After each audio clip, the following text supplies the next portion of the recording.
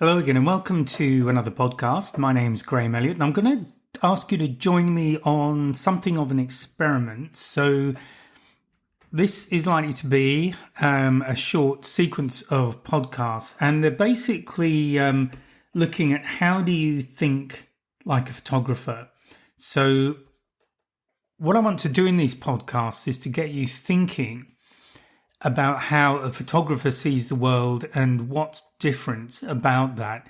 And the reason for doing this simply is that I think if you start thinking this way and you change how you observe things, this is where you start to shift and your work moves into a place where you start to produce work as good as the people who are inspiring you at the moment. So hopefully that made some sense.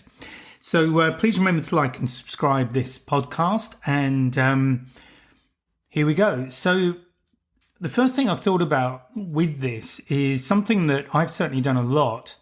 And that's, have you ever walked past something that's actually quite amazing, very beautiful, without even noticing it? And once I stopped to think about that, I realized there are an awful lot of things I just walk past. And I think we do that day to day. One of the, I guess, triggers for me when this happened was when I was in Circular Quay with We're Observers, when I first started getting involved with Shane and Colin, who you may know through other podcasts. And we were down at Circular Quay in Sydney, which, if you don't know, is kind of tourist central. You've got the Harbour Bridge on one side, the Opera House on the other. And it's also a major ferry port for the ferries that serve Sydney. So we were actually meeting near one of the ferry quays where everybody gets a ticket and goes through the barriers and jumps on a ferry. And in the railings, there are these little details. There are very small dolphins in there, and there are lots of them. And I don't know how many times I've been through Circular Quay. I don't tend to commute on it, but I do use it reasonably regularly for one thing and another.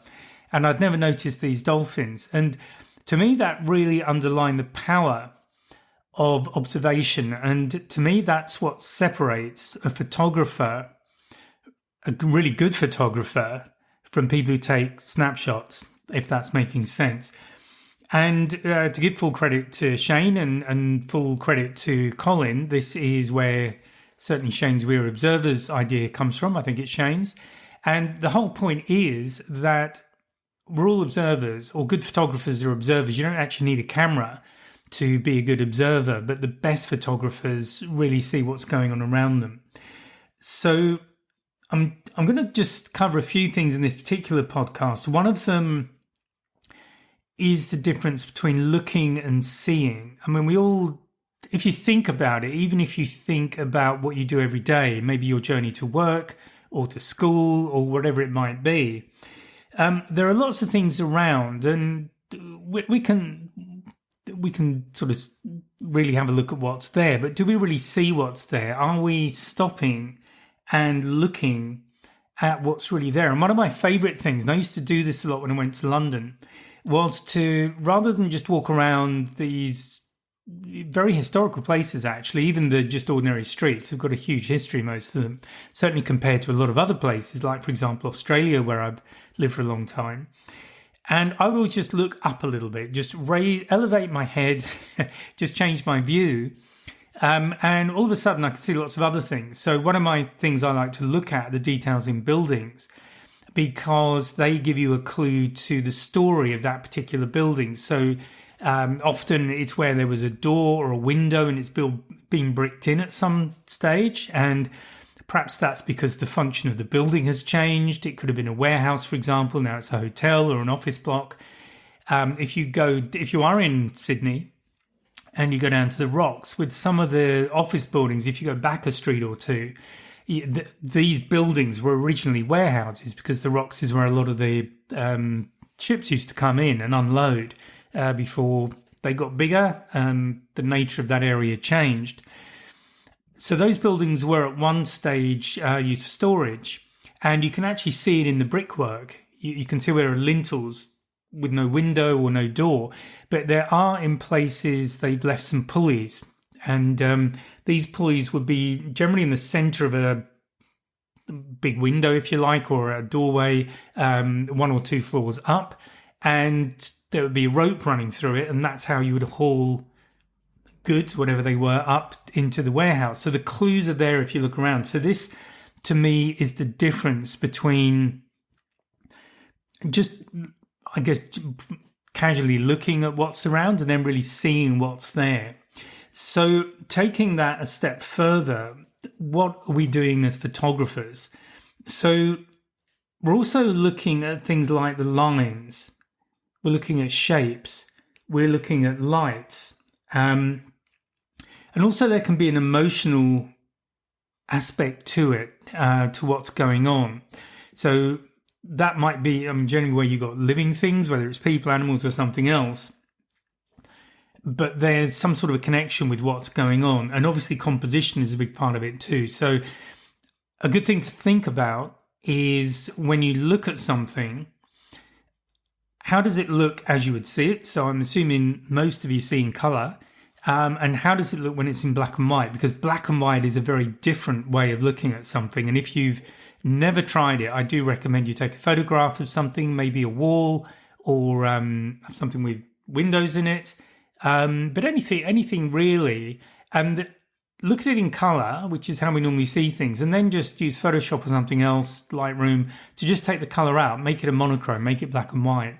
And what happens is that shape, rather than being about things, so you might see a person, so you know that's a person. You might see an animal, a dog, you know that's a dog. You might see a building because it's got walls and windows and things. But when you switch it to black and white, it becomes all about shapes and textures. So suddenly what you're seeing is quite different. You're starting to see how smooth something is or how coarse. There might be fine patterns that you hadn't noticed before when you switch to black and white. People's skin is actually an interesting one. It's one to think about if you do black and white portraits, because black and white will often pull out imperfections in the skin. So perhaps not flattering, but it's definitely something to be aware of.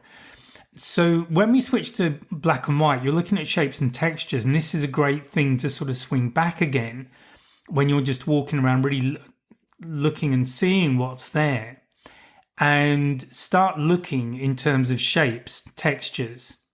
The lighting, I've mentioned lighting already, but lighting at different times of day, particularly when the sun is low or the sun is kind of edge on to something, that's when it really brings out shadows. And for example, an example of using that, going back a bit now, but with the moon landings, they deliberately aim to land at a certain time of the lunar day because the shadows were much easier to see, and that made it easier to see the edges of craters and things like that.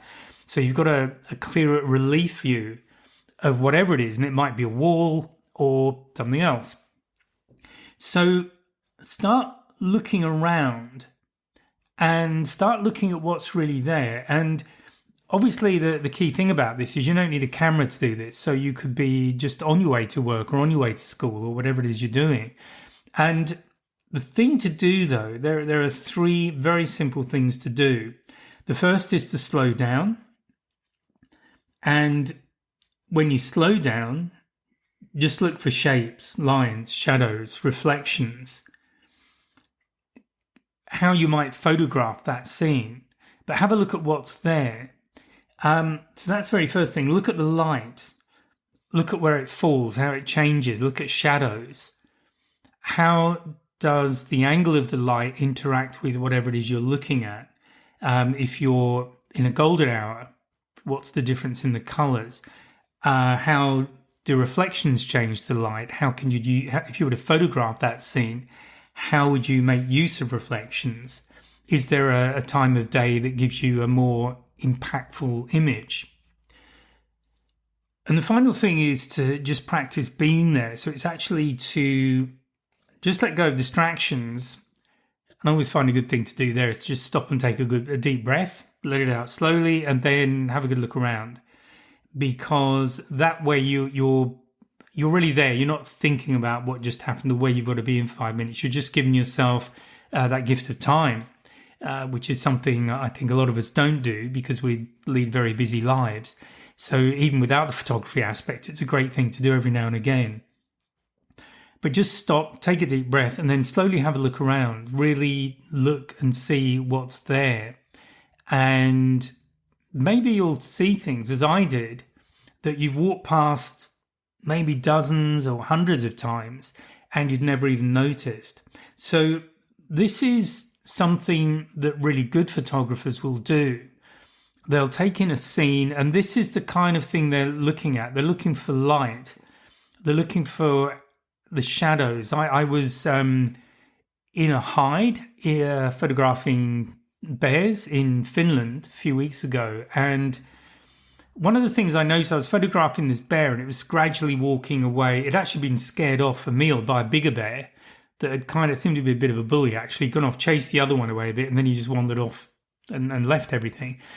So the bear that had been chased off, it had gone towards some trees. There's fine pine trees. It's like a forest there. And the sun was behind me. And I just became aware of these bands of light on the trees. There was at the top of the trees, there was a very bright sort of orangey band where that sun going down, and being Finland in the summer, it didn't go down all the way. Sorry, that was me sitting on my chair. But there was this, we're definitely in the golden hour period. So there's a golden band of light. And then there's a variation of shadow as you go down the trees and then more towards the bear was. And I just thought how amazing that looked. It was just the bands of the colour. And so things like this are good things to stop and look at. Now, you may or may not want to do anything with it, but the fact is, once you know they're there, you have the choice. So think about doing that. Think about just stopping. And a great place to start is where you live and your daily walk or your daily routine, because you're there anyway. And also, you don't have to go anywhere to do it. You can just go ahead and do it, and maybe take a camera with you, maybe see what you can get. So I'm going to suggest an exercise that you can do, and it is a good way of just building up this muscle, if you like, of observation. So there's a couple of things I'm going to suggest you do. So the first one is just right now to just take a look around you. If you're driving, obviously look at the car in front and everything else you need to be aware of, but just have a look around you and look for a few things. So the first one to notice is one source of light. So is there just one source of light, or do you have multiples? If you're during the day, it might be the sun, if it's a bright sunny day. If it's at night, there'll be other things. So just look around though. What are the sources of light? What's driving the light? And then look for one colour contrast. So take a look around and look for one colour contrast. And then the third thing to look for is just one emotion on a person's face. So if you're hopefully with people somewhere where you're listening to this, but just, have a look around, but don't be on a train or something and upset someone because you're looking at them, that kind of thing. But have a look around and just look at an emotion look for one emotion on a person's face. And you can take that a step further with the visual storyteller idea and just, what's the story there? And the great thing about photography and the great thing about people is that when you present an image that has someone with an emotion, what we tend to do is we'll create a story if we don't know what it is. So it's just one of the things we do, but it's just another thing to play with. Okay, and then another challenge for you is just pick 5 things to notice today. Just do that as a challenge. So what do I mean by that? It's just on whatever you're doing each day, maybe do it for a week, just to start working the muscle. But for each day, just set yourself the task of noticing 5 things that are there and maybe have been there every day, that you've gone past this place or walked through this place, but you hadn't actually noticed before. Obviously, you also might have a situation where something new happens, so hopefully you would notice that. But the key about this is to get you really having a very good look and really seeing what is there. Okay, so I'm going to wind this one up. So it's a little bit short, but I'm thinking I might do these as sort of smaller chunks of podcasts, but with these little challenges in. So